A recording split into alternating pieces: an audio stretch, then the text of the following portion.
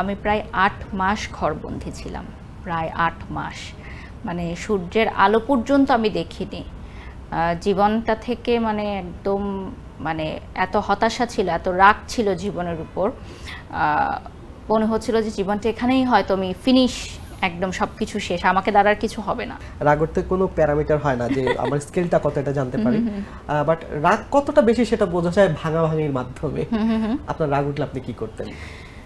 আগে, অনেক আগে রাগ উঠলে, অনেক আগে এবং বর্তমানে? হ্যাঁ, বর্তমানে একদমই আমার রাগটা উঠে না, অনেক বেশি নিজেকে আমি কুল করে ফেলেছি এখন, আলহামদুলিল্লাহ সেই জায়গায় চলে গেছি, রাগটা একদমই হয় না। আগে যদি রাগ উঠতো আমি কারোর সাথে কথা বলতাম না, এক ঘরে করে রাখতাম নিজেকে, কারোর সাথে কথাও বলতাম না, এত বেশি রাগ ছিল।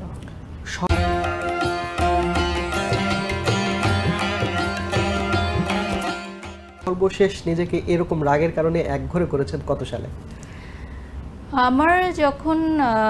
আমি যখন দেশের বাহিরে যাওয়ার ডিসিশন নেই লেখাপড়া করার জন্য, তার আগে আমি প্রায় ৮ মাস ঘরবন্দি ছিলাম, প্রায় ৮ মাস। মানে সূর্যের আলো পর্যন্ত আমি দেখিনি। জীবনটা থেকে মানে একদম মানে এত হতাশা ছিল, এত রাগ ছিল জীবনের উপর। মনে হচ্ছিল যে জীবনটা এখানেই হয়তো আমি ফিনিশ, একদম সবকিছু শেষ, আমাকে দ্বারা আর কিছু হবে না। সো সেই সময় প্রায় ৮ মাস আমি ঘর থেকে খুবই কম বের হয়েছি, ঘরেই ছিলাম, কারোর সাথে কথাও তেমন একটা বলিনি। সো ওইটাই হচ্ছে আমার লাস্ট, এবং ওইটার পরে যে আমি বেরিয়েছি আমার মনে হয় আমার আর পিছনে ফিরে তাকানো লাগেনি, ওখানেই সব শেষ করে এসেছি।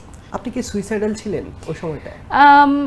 ছোট থাকতে যখন টিনেজ বয়স ছিল তখন এই ধরনের চিন্তা আসতো মাথায়, এটা খুবই স্বাভাবিক, বাট সেটাকে কাটিয়ে উঠতে হতো। এবং এখন যখন মনে হয় যে কেন ওরকম চিন্তা করতাম, আসলেই হাসি পায়। তো টিনেজার বয়সের যারা দেখছেন, তোমরা যারা আমাকে দেখছো, এই জিনিসগুলো মাথায় আসতেই পারে, এগুলো মাথা থেকে ঝেড়ে ফেলতে হবে, কারণ লাইফটা অনেক সুন্দর। মানে যদি আমি না দেখি সামনে, তাহলে তো আমি বুঝতে পারতাম না যে আমার জন্য এত কিছু অপেক্ষা করছে, এত মানুষের ভালোবাসা অপেক্ষা করছে, আমার একটা ছোট সন্তান সে আমার জন্য অপেক্ষা করছে, না এটা তো আমি কখনোই ফিল করতে পারতাম না।